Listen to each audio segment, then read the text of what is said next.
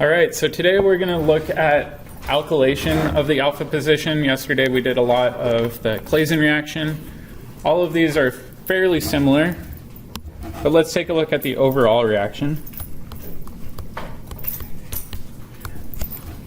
Let's say we've got cyclohexanone, and we treat it with a base,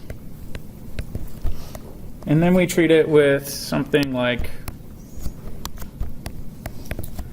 an alkyl halide, where R is primary, usually that way we can do an SN2 reaction. If we do this,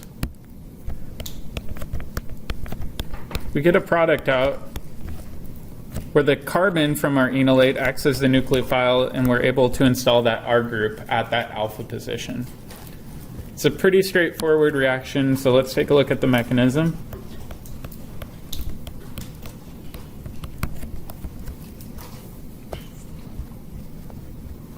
What is going on today? All right.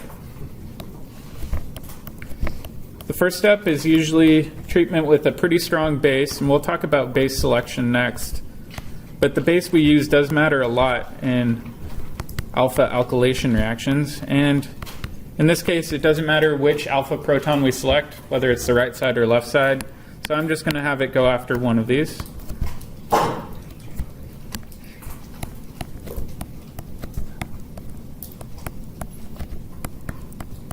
That gives us our enolate, and then in step 2 we've got this alkyl halide. Typically has to have a good leaving group. And the same rules for SN2 apply, so it's really hard to install a big bulky R group in this position because you can't get that SN2 attack to occur readily.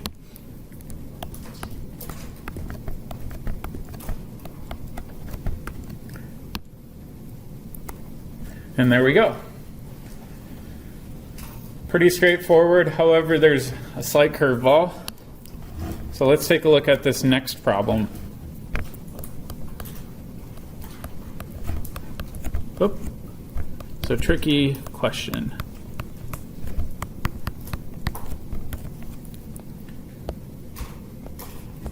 There we go. All right. The question is, let's say we've got this unsymmetric ketone where we've got a methyl group coming off of one of the carbons. Are we going to get alkylation off of the more substituted carbon? Meaning, will the R group install right here? Or will your R group install off of the other side?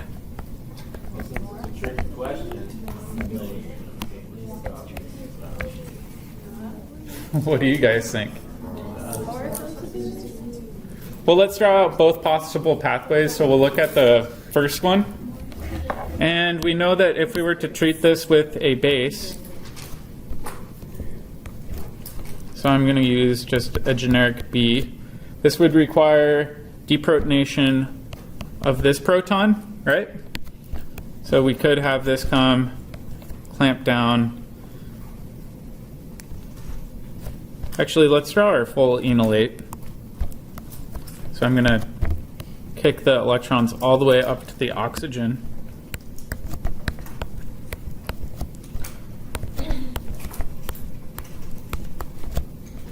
We could show it this way, and then we could have it attack this alkyl halide. So I'm just going to call this Rx, where this negative charge clamps down and we attack, right? So if we look at this, part of us could say, well, that makes sense. We're going through a tetrasubstituted alkene. We know that those are highly stable. But let's, for the sake of argument, draw out the other pathway. Oops.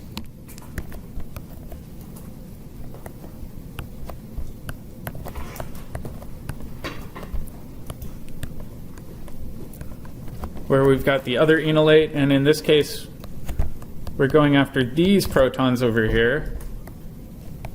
So I've got a base with a negative charge. I'll use a different color. I'll use green.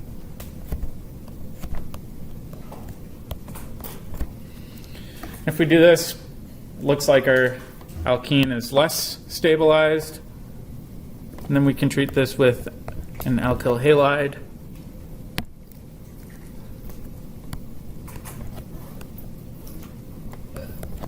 Actually, there we go. Let's keep this all color-coded. So we could draw it this way if we want. Which product do you think is going to be our thermodynamic product? Do you think it's going to be this product right here or this product on the right? The left one or the right one for thermodynamic product? So remember, thermodynamic product is the most stable product. The left one, right? So if we look at this, this one has the more stable transition state, or more stable intermediate too.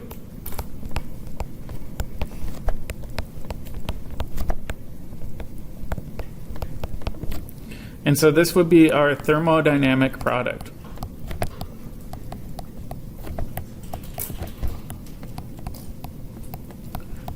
That means that this one over at the right might be a kinetic product, but let's try to justify why.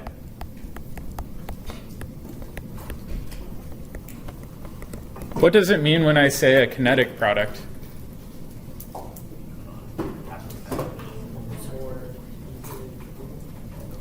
It means it's got the lower activation energy, right? Thermodynamic product just means you're making the most stable product regardless of the activation energy. Kinetic product means it has that smaller hill to climb in order to form it.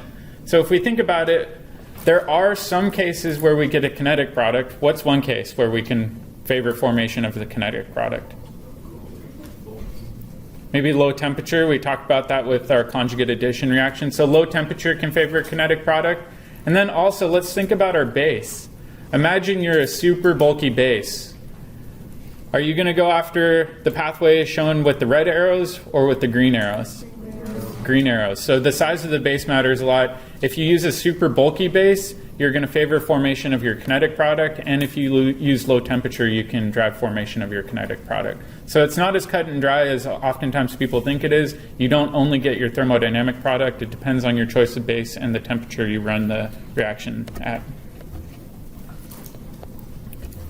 So let's make a little note here and say this one has more accessible protons.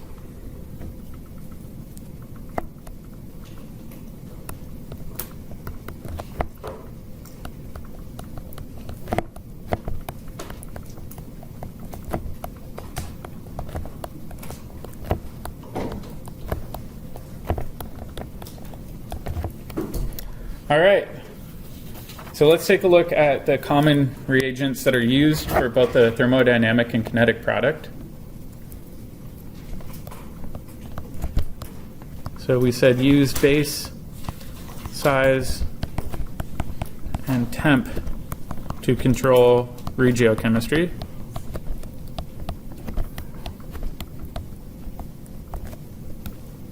Oops. So typically, if we want to form our kinetic product, we said we have to use a really big, bulky base. Does anybody have a big, bulky base that they think would work well for forming an enolate? Terpetoxide is not a bad guess. However, what's even stronger than terpetoxide that's super bulky? LDA. So LDA is really commonly used for forming enolates. Because it's super bulky, it's got those isopropyl groups hanging off. So typically the deprotonation, what we do is we treat this with LDA, and we do this at negative 78 degrees Celsius. I had a student a couple years ago where he's like, why do I keep on saying negative 78 degrees Celsius in the textbook? Does anybody know why? Because it's cold. But the question is, like, how can we always hit negative 78, and what does negative 78 mean? It's not ice water, obviously, but it's the next best thing, and it's even colder. What you do is you get acetone, which is readily available in almost all organic chemistry labs, and then you throw in dry ice. And what you make is this dry ice acetone bath that hovers right at negative 78 degrees. It's cheap, it's easy, it's not hard to make, and you can do it across the globe. So that's why you always see negative 78. Sodium hydroxide? Because then it would be too warm and you would get a thermodynamic product. So sodium hydroxide and running this at 0 degrees would not work well. So if we do this, we would treat this with our alkyl halide, which is going to be represented as Rx. And then we said we would get our kinetic product where the alkyl group installs on the less substituted side.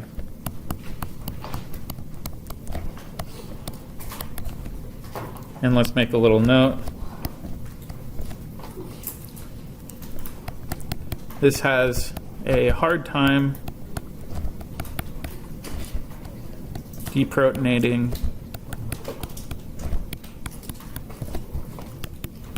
the more hindered alpha proton. So that's the main reason we use LDA. If we want to use, or if we want to form our thermodynamic product, then we've got a lot more options at our disposal. Base size doesn't matter as much. In fact, you typically want a small base. Does anybody have a small base that they think might work well that's really strong? NaH, exactly. So that's a good one. There's a handful of other bases you could use besides NaH, but this is the one that's commonly shown in the Klein textbook. And then step 2 is to treat this with our alkyl halide. So in this case, this one can easily deprotonate either proton.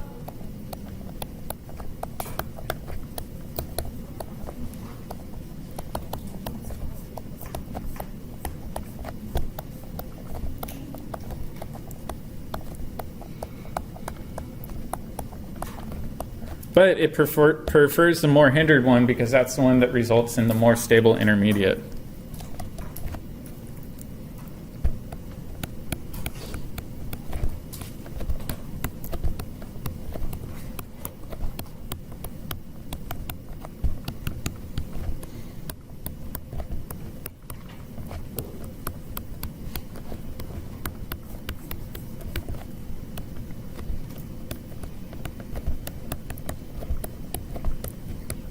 Results in more stable intermediate, actually.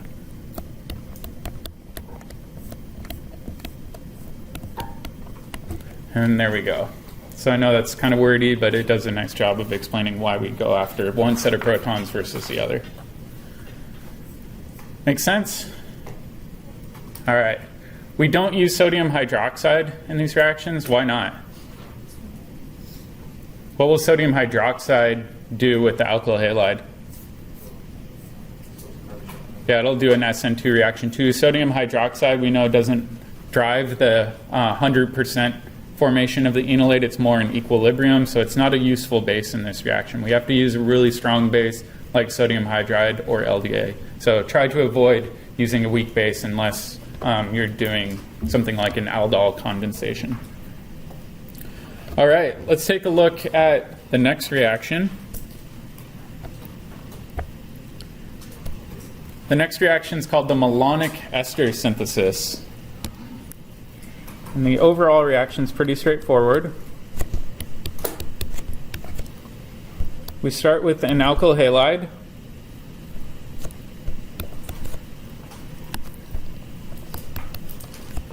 Oops.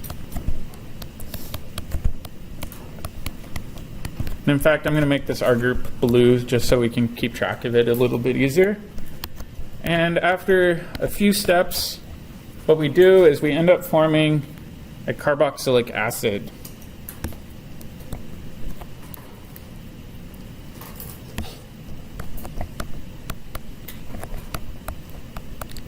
Specifically an alpha halogenated carboxylic acid.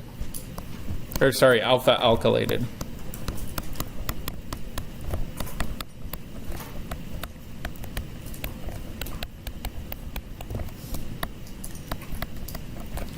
So let's take a look at the full mechanism because this one's a little bit different than what we've seen.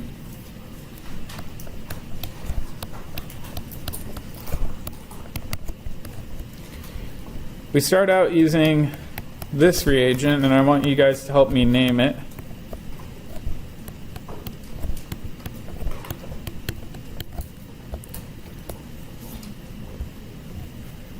So it's a variant of a diacid.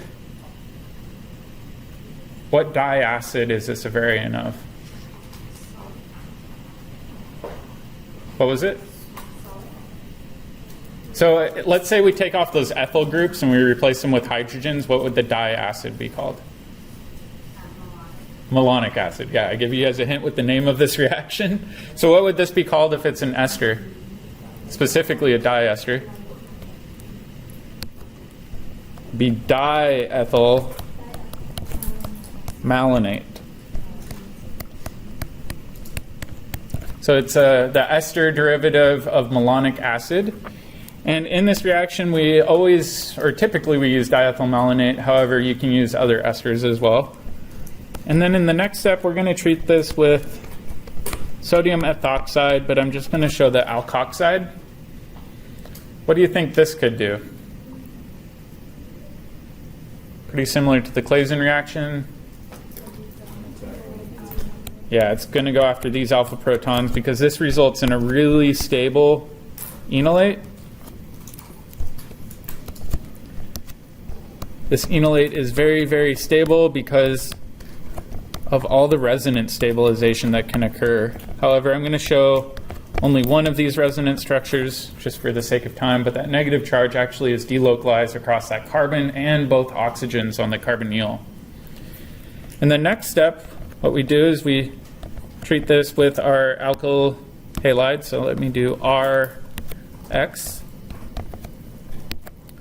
And this enolate will attack it and do a normal SN2 reaction.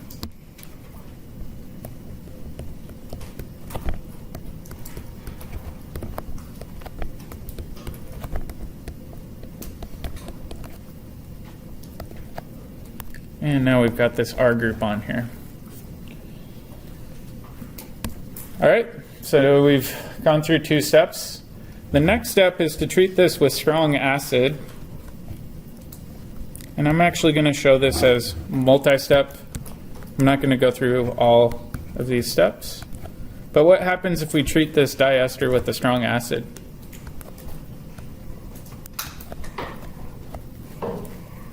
We'll just call this H3O+.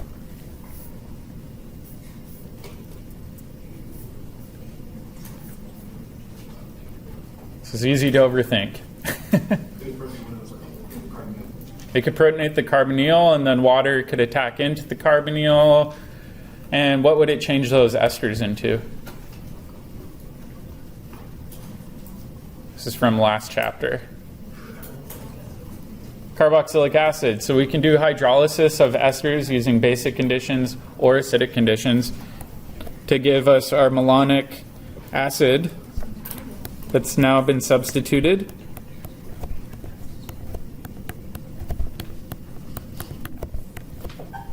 I'm not going to show that full mechanism because it's very steppy with both of those esters, but you should be comfortable doing hydrolysis of esters using either acid or base. And what I'm actually going to do is I'm going to draw this a little bit differently. So I'm going to use these equivalence arrows. What I'm going to do is draw out one of our carboxylic acids, kind of tilted around.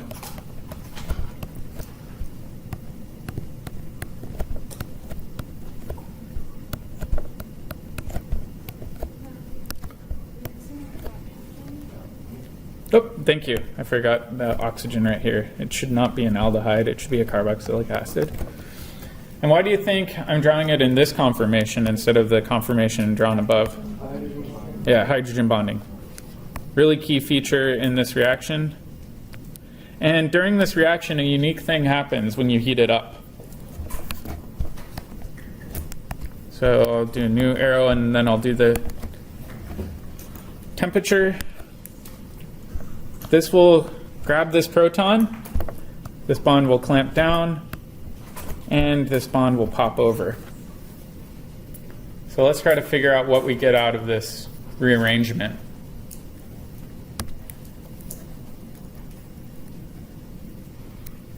So we still have this R group down here. It's now got a double bond over here. We've got an alcohol up here, and we've got an alcohol right here. So we've got an enol essentially. Let me clean this up a little bit. And then what's the other component? CO2, exactly. CO2 we know is a gas, so this will bubble out of solution, and this is thermodynamically favorable because we're creating 2 moles of something from 1 mole, so entropically it's very favorable, and by creating gas we can drive this reaction all the way to completion and get our enol. So let's make a little note. We know that enols aren't that stable. They like to tautomerize, so they're in equilibrium. And in this case, it really prefers to form the keto form.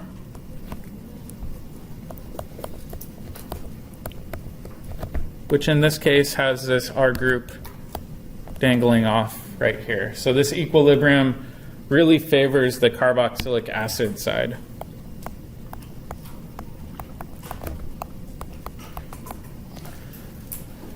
So this whole reaction up here is just called a decarboxylation reaction.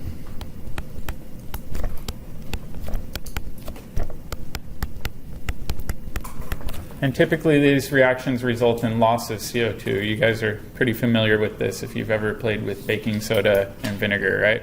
You foam off CO2 gas. All right, there's also a variant of this that's pretty similar, where you just do this reaction twice before the decarboxylation step. And this is just dye substitution.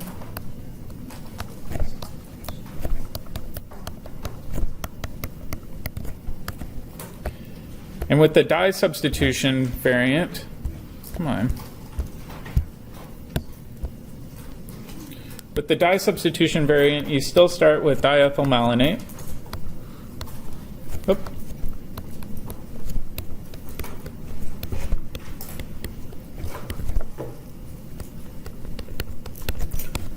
But our goal is to install 2 R groups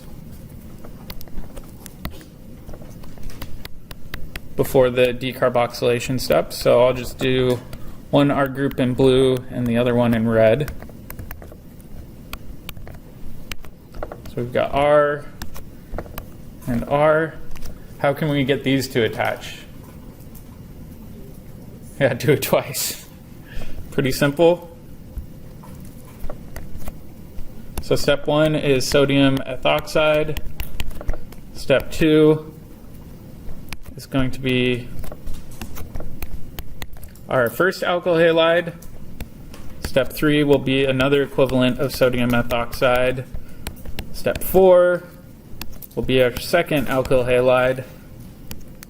And voila, we've got our 2 R groups installed.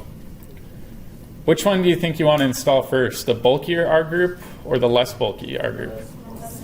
Less bulky. You want to try to add them on in order of bulkiness. So try to get your most bulky thing installed last. And then in the next, what's that? Because if you think about it, in step 3, we're deprotonating it again.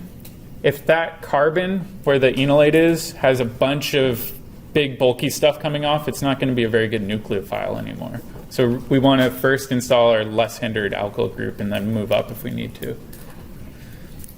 And then in the next step, we're going to treat this with dilute acid, pop off those esters, form carboxylic acids. We treat this with heat, and now all of a sudden we've got our carboxylic acid where we've got 2 different alkyl groups, one of them in red and then one of them in blue. So we can also do this twice. Does that make sense? Decarboxylations are pretty common in organic chemistry, and this is our first time kind of getting into them. All right, there's another similar reaction. Is it okay if I switch pages? You guys look drained today. The what? The lab report? It wasn't that bad.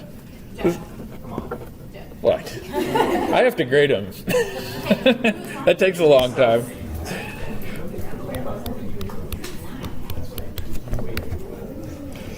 All right, this acetoacetic ester synthesis is pretty similar. We're going to take our alkyl halide.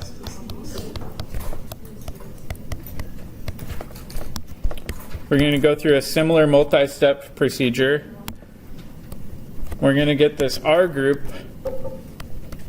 now attached to a ketone. So alpha alkylated ketone. All right, so let's take a look at the mechanism for this.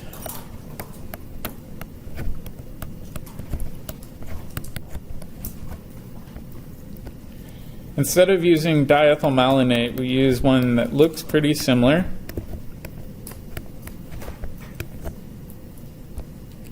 But on one side, there's not an ester.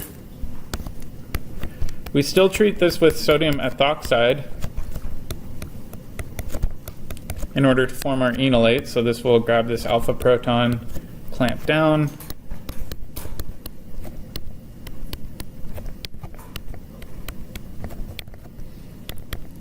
and we get our stable enolate.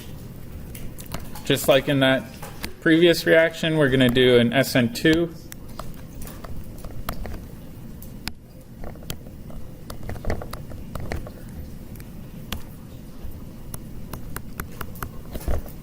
In order to alkylate.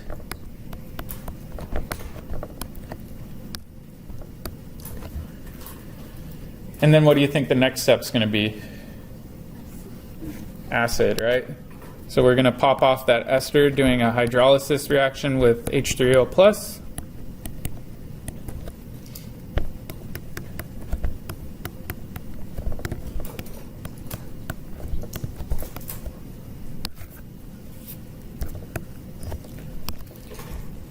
And just like we saw in the previous reaction, we can draw this a little bit differently.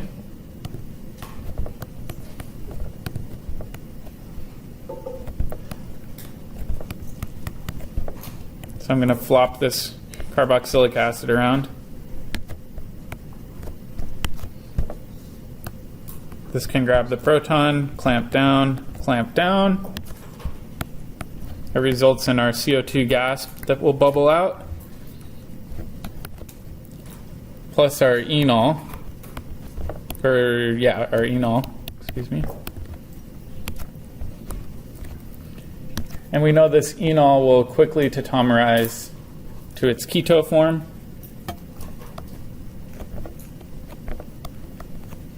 So I'll just write tautomerization.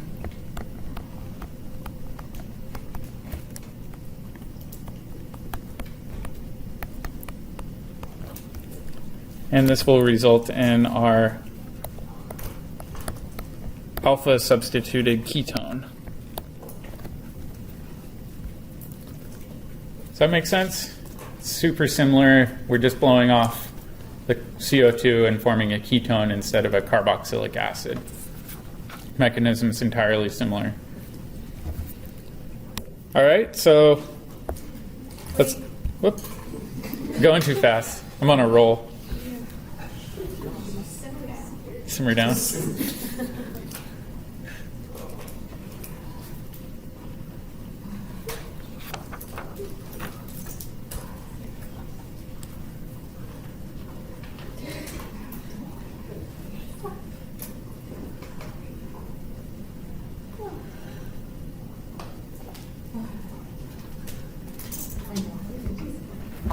All right, you guys ready for a practice problem?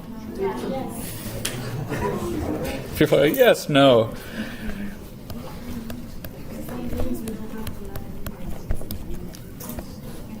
All right, so for this reaction, we're going to use a different reagent.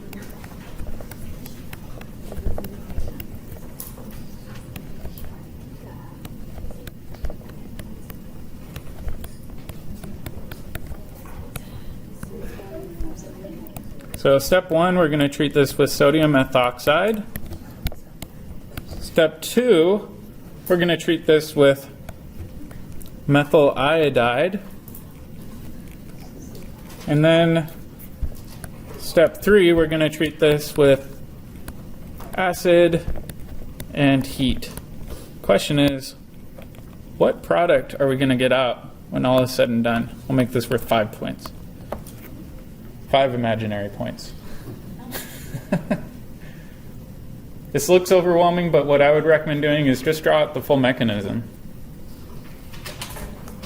We've done a mechanism like this already once before. It was pretty similar. So I'll give you guys a minute to work on this, and then we'll come together and try to figure out what's going on.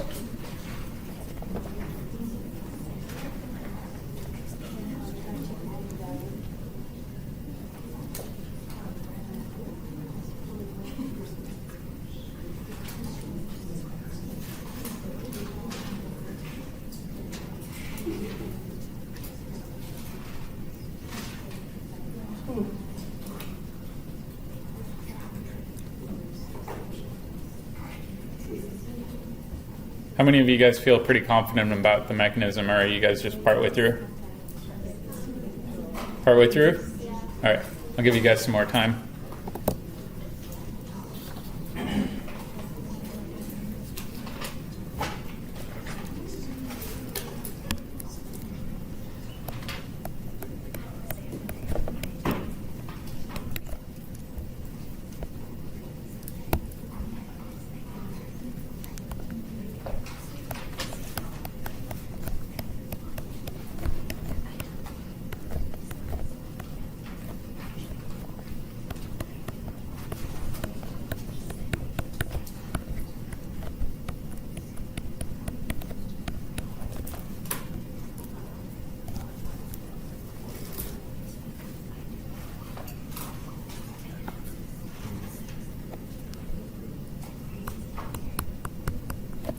I'm just going to draw some skeleton formulas up here, and then we'll fill in the arrows here in a bit.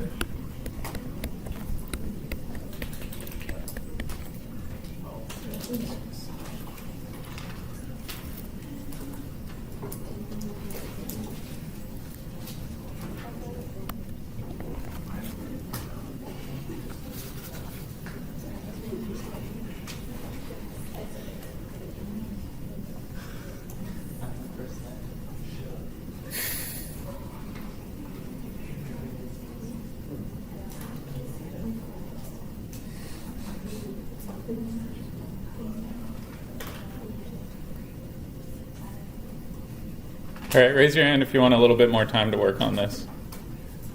A couple people? All right, I'll give you guys a couple more seconds, and then we'll do this as a class.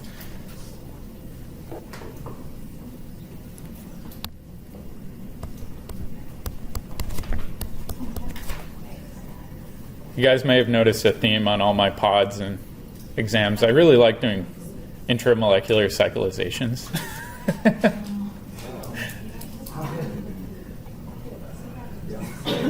What's that?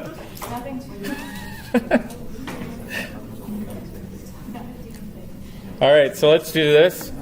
First step's pretty straightforward. We're just going to grab one of these alpha protons form our enolate. So we've got a negative charge there.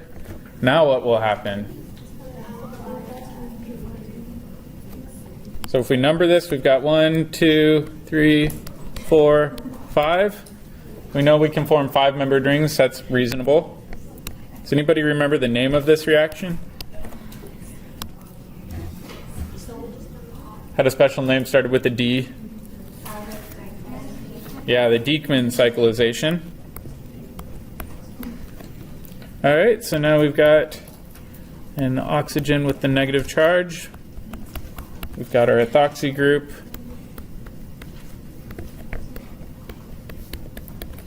Okay, so if we want to keep track of all of our carbons, we could say, all right, this was 5, 4, 3, 2, and 1. And then in the next step, we're going to kick off this alkoxide.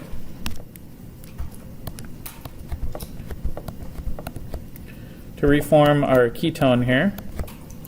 So this was our intramolecular claisen.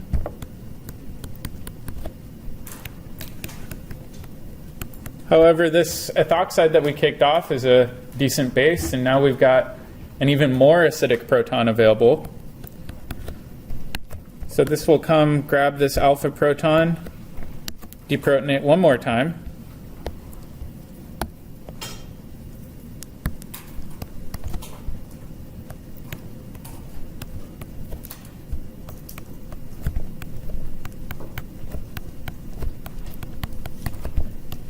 And we've got our stable enolate. In step 2, we treat this with methyl iodide.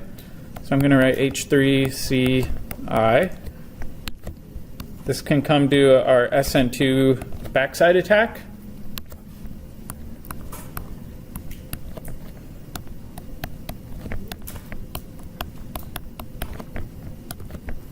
I'll just write Me. And then in the next step, we're going to treat this with acid, right? So H3O plus. What will that do? Will it ring open it or do anything fancy? Yeah, it'll just change that ester to a carboxylic acid.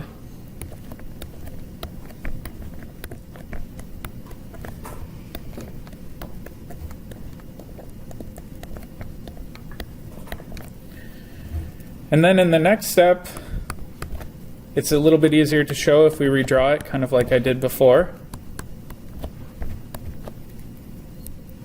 Where you've got this oxygen and hydrogen. And we've got our methyl group. This will grab the proton. We'll clamp down. Oops, sorry. Clamp down and clamp down. So this is the decarboxylation step.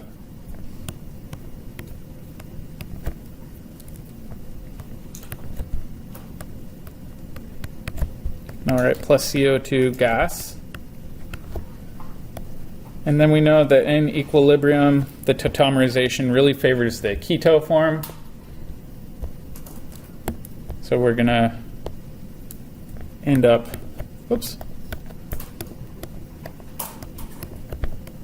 forming the cyclic ketone. What would we call this ketone?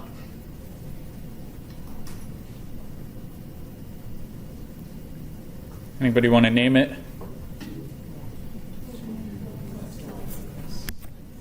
The 2-methyl cyclopentane, and then what would the suffix be? One.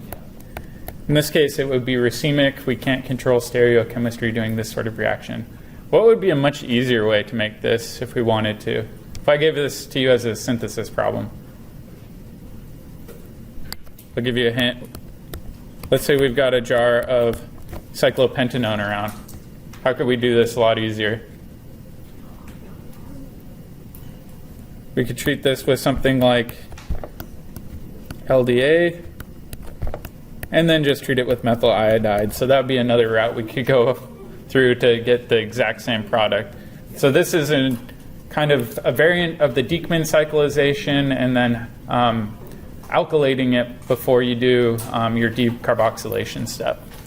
All right, I think that's where we're going to leave it today. The next pod is also a reaction that's not in our textbook, but it's one you guys can probably figure out on your own fairly easily, and it's related to a reaction that we're going to cover next week.